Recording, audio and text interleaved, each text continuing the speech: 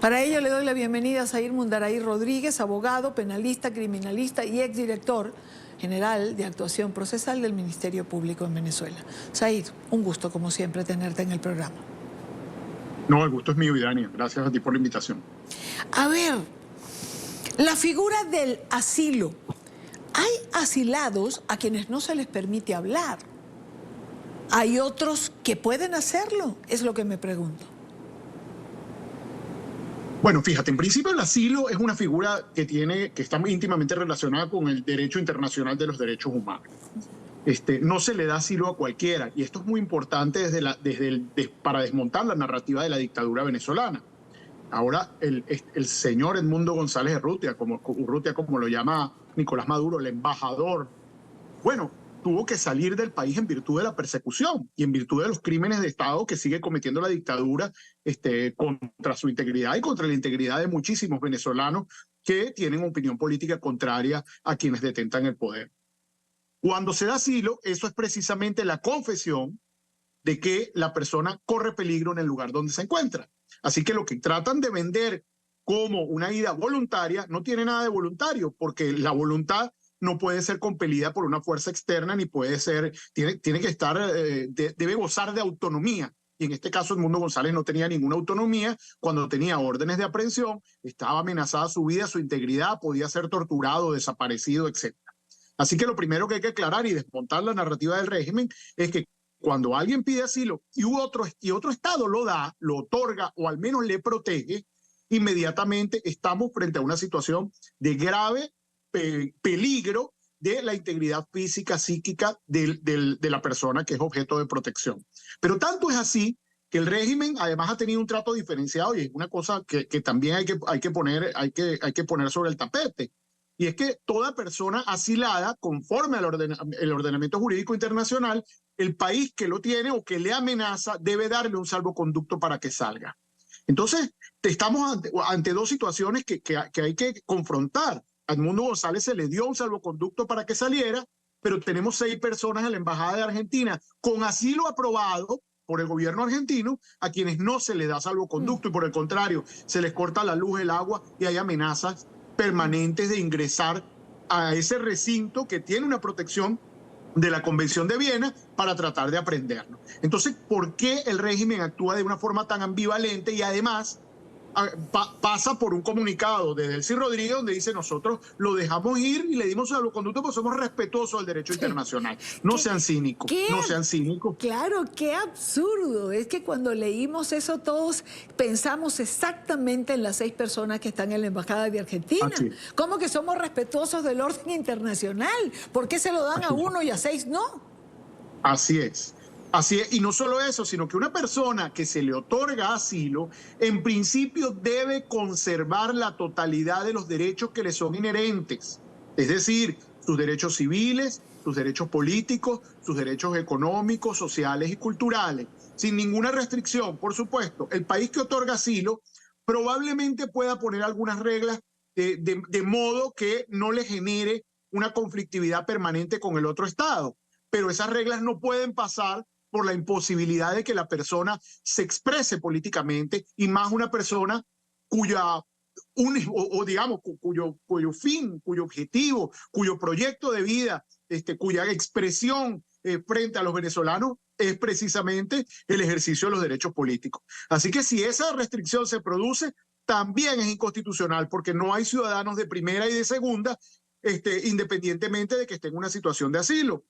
No hay personas que estén en España a quienes se les restrinjan derechos, salvo por una condena penal que le puede restringir unos derechos a una persona, pero salvo esa excepción, no debería tener ninguna restricción. Y si la tiene, entonces pasaría a ser inconstitucional y sería recurrible ante las Cortes Constitucionales de España. Entonces, incluso ante el Tribunal Europeo de Derechos Humanos, que ya ha habido pronunciamientos en ese sentido. Así que no cabe una restricción de derechos, así que tenemos que estar muy atentos de cómo es la dinámica de España en estos temas, porque bueno, todos tenemos de alguna manera la sospecha y pareciera bien fundada de que España pudo haber metido ahí de alguna manera haber instado a esa salida y que es muy conveniente además para Maduro, porque tener al ganador de las elecciones de manera aplastante dentro del país, entonces le causaba, por supuesto, una perturbación. Y ahí y ahí la ambivalencia, que a este lo dejan ir de manera inmediata y a estos le siguen hostigando, le quitan el agua, la luz y permanentemente le practican acciones de terrorismo de Estado. Ahora, Edmundo González se va, y eso hay que decirlo, compelido por un temor fundado a su integridad física, psíquica y a su libertad. Si no, no le protegen. Así que lo que se vende como una ida voluntaria, porque lo he oído de la narrativa de la dictadura, hay que desmontarlo. Esto no es voluntad, porque la voluntad no puede ser compelido por la fuerza, no puede ser con una pistola, ni puede ser con una orden de aprehensión ilegal, y mucho menos en los términos en que Tarek William Saab lo dice, que ahora dice que va a acabar, que él cierra el expediente porque ya se fue. Ya justo vamos para este tema. Había un expediente abierto, había una orden de captura, y de la noche a la mañana, entonces, Tarek William Saab nos dice que en los próximos días este caso será cerrado. Es decir, abren y cierran casos como quien prende y apaga la luz. Mira, Idania, esto es escandaloso desde la perspectiva de los tecnicismos y de la aplicación del derecho. Esto es un abuso de poder, esto no tiene parangón. Si tú buscas, y yo lo decía en mi cuenta X, si tú buscas todas las formas de terminación de un proceso penal o de extinción de una causa penal, no aparece por ninguna parte la salida de la persona o el asilo de una persona. Eso no existe en derecho.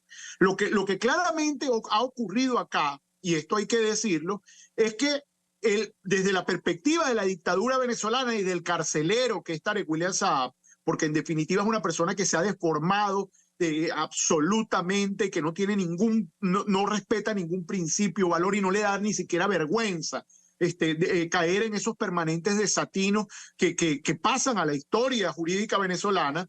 Decir que se extingue la causa porque se fue, lo cual es la confesión de que este proceso penal, que es fingido, que es simulado, tenía como único objetivo que Edmundo González se fuera, y que además es la aplicación de la pena de extrañamiento, o sea, de la salida de la persona del país, lo cual está específicamente prohibido en el artículo 50 de la Constitución. Nosotros tenemos una historia constitucional que desde hace más de 100 años prohíbe la pena de destierro.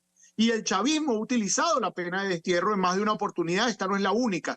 La única forma de que se extinga es que, bueno, está cumpliendo la pena porque está desterrado. Así que no es voluntario, está asilado, y el derecho internacional está asilado, es porque hay un peligro a su integridad, lo cual es una confesión de la dictadura venezolana, porque no puedes aplaudir que asilen a alguien porque lo que estás diciendo es que yo lo estoy persiguiendo, y el cierre del expediente no obedece a ninguna racionalidad jurídica, sino por el contrario, es la confirmación del terrorismo de Estado, del crimen de persecución, y que el objetivo real era el extrañamiento, es decir, que esta persona saliera, que Edmundo González saliera del país y quitarse el problema que eso implicaba, que es el reclamo de los derechos políticos de todos los venezolanos que están encarnados en él, a quien se le delegó la función de presidente electo. Bueno, es decir, le están aplicando el destierro como se le aplicó Daniel Ortega a los expresos políticos que sacó de Nicaragua, los que sacó hace un tiempo y los que acaba de sacar rumbo a Guatemala, los primeros a Estados Unidos y ahora a Guatemala. Casi que el paso que uno pudiera esperar, bueno, que también lo han comenzado a aplicar, porque han anulado una cantidad de pasaportes, pero uno piensa que ya hay quien lo ha propuesto en el Congreso madurista, es decir, anular la nacionalidad. Pero es que los atributos de la nacionalidad, Idania, prácticamente te los quitan. Yo mismo soy víctima yo no puedo sacar ningún documento venezolano, ni pasaporte, ni cédula. Yo no puedo acreditar en el mundo, y Edmundo González lo va a vivir ahora, no puede acreditar los atributos de la nacionalidad porque no tiene Estado que le proteja. El Estado que ahora asume esa protección es España temporalmente. Pero el Estado original que debe protegerte siempre es el de tu nacionalidad. Y el de tu nacionalidad te está persiguiendo y no te va a otorgar documentos ni ninguno de los atributos de la nacionalidad, que es el ejercicio de tus derechos civiles, políticos, económicos, sociales y culturales dentro de tu territorio, al cual tampoco puedes entrar. Y tampoco vas a poder ir a una embajada ni a un consulado. Así que lo que hace Ortega que lo saca por una resolución, que es una barbarie, es una cosa primitiva, rupestre, realmente una cosa que no tiene parangón, es lo mismo que hace Maduro, solo que Maduro no saca la resolución, pero de facto le quita la nacionalidad a la gente y hemos visto como miles de personas, millones de venezolanos andan por el mundo buscando otra nacionalidad que le proteja, porque fíjate, ni siquiera tuvimos derecho a votar los que estamos fuera, no puedes sacar un pasaporte, no puedes ir a un consulado. ¿Quién te protege entonces? Otro Estado. Y eso equivale esencialmente a la supresión de la nacionalidad, que también es inconstitucional. Nadie te puede suprimir la nacionalidad. Entonces Maduro suprime la nacionalidad y aplica destierro a través de Tarek William Saab, que es el ideólogo de alguna manera de toda esta barbaridad y que tiene que ser procesado definitivamente por la justicia penal internacional porque ha cometido todos los crímenes que tiene el artículo 7 del Estatuto de Roma de lesa humanidad, los ha cometido Tarek William Saab. Sin embargo, con frecuencia señala, es decir, se sigue ufanando de ser un defensor de los derechos humanos, que no sé con qué cara lo hace, ciertamente, porque él es el culpable del encarcelamiento, y de la represión, y de darle, digamos, visos de legalidad a todo lo que ocurrió, sin contarlo de antes, a todo lo que ocurrió después del 28 de julio. A los adolescentes presos que tanto nos llamaron la atención y que tú y yo discutimos ese tema y hablamos de lo que estaba pasando con los niños y adolescentes que fueron puestos presos. Es decir, ¿en qué se ha convertido Tarek William Saab? Mira, yo creo que le han aflorado todos los rasgos psicopáticos que tiene una persona.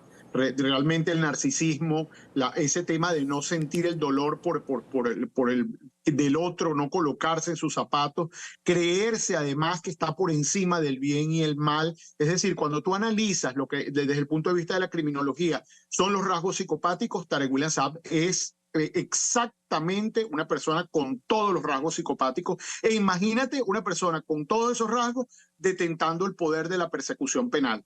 Fíjate que apenas se va Edmundo González, no sale ninguna otra autoridad a decir nada que sea el fiscal general y se atribuye decir, bueno, se cierra este ciclo y además lo dicen en términos, bueno, muy vastos, muy primitivos como es su lenguaje, pero equiparándolo como una suerte de novela de primer capítulo, segundo capítulo, cuando realmente lo que es una tragedia nacional. El no reconocimiento de los derechos políticos constituye una tragedia nacional y él es copartícipe de esa situación, pero todo para que lo ratifiquen en el cargo, porque además fue ilegítimamente designado y está pujando en este momento para que lo ratifique la Asamblea Nacional, que desde enero empezó la discusión y nunca la ha terminado, así que está tratando de hacer todos los méritos porque el cargo de carcelero le gusta. No en balde, y Dania, y esto hay que decírselo al mundo, Venezuela tiene 2.000 personas presas por delito de terrorismo. Es decir, es el país que más terroristas, digamos, si alguien no entendiera esta lógica, dice, Dios mío, hay 2.000 terroristas presos. O sea, bueno, cuando los grupos terroristas cada día son más cerrados, bueno, estas personas a que se le ha aplicado legislación antiterrorista son amas de casa, son adolescentes, son estudiantes universitarios, son activistas de derechos humanos, son periodistas. Es decir, todos los que tratan de realizar los derechos humanos, amplificarlos, todo lo que la Constitución dice, tratar de darle cuerpo, son terroristas. O sea que en Venezuela, tratar de cumplir cabalmente la normativa y expresarla a viva voz constituye un acto de terrorismo. Y ese es el modelo de Estado mafioso que ellos pretenden imponer y acallar a toda fórmula de disidencia, y por eso es importante decirlo y decirlo por estos medios y gracias a ti por la insistencia que haces permanentemente de traer estos temas para que el mundo entienda que en Venezuela un terrorismo de Estado. Con algo importante, digamos, en todo esto, el Ministerio Público tendría que ser quien vele por el debido proceso. Y entonces a todo lo que ha señalado le sumamos las desapariciones forzadas, porque la familia no sabe dónde están cuando detienen a alguien, porque les privan de una defensa privada, porque pasa un mes y más de un mes y no se sabe absolutamente nada de los presos políticos. Es decir, La esposa de Perkin Rocha no ha podido verlo. A Rocío San Miguel, si acaso la puede ver su hija de vez en cuando. 7 meses tiene Rocío San Miguel sin defensa y sin acceso al expediente. 7 meses secuestrada sin ningún derecho. Es insólito. Es insólito. Y eso es hechura del Ministerio Público. Y ahora se le suma el Defensor Público Nacional, que es Daniel Ramírez. Acá, nada más en esta semana relevó de varios casos algunos defensores que osaron pedir la revisión de la medida de los presos por terrorismo. Gente enferma, gente que requiere medicación, con reconocimiento médico legal en la mano, pidieron que se le revisara la medida y se le diera una menos gravosa para sacarlos de prisión y los removió. Le dijo, usted no puede conocer más de esos casos. Es decir, ni siquiera la defensa pública puede hacer nada y tiene unos defensores de confianza que son los esbirros y que están incorporados al proceso solamente para aparecer en la audiencia, pero no defender absolutamente ningún derecho, lo cual ya ha sido objeto más de una vez en casos de otros estados por parte de la Corte Interamericana, ha sido señalado como una falta grave del Estado designar defensores públicos solamente para cumplir la formalidad. Y eso está pasando en Venezuela. Así que Daniel Ramírez también es responsable de estos crímenes que están ocurriendo. Bueno, tú lo has dicho, es una tragedia nacional el no reconocimiento de los derechos públicos. Como siempre, Zahir, un gusto tenerte en el programa. Gracias por acompañarme. No, gracias a ti, Dania. Un gran abrazo. Igual para ti. Estés muy bien. Igual para ti.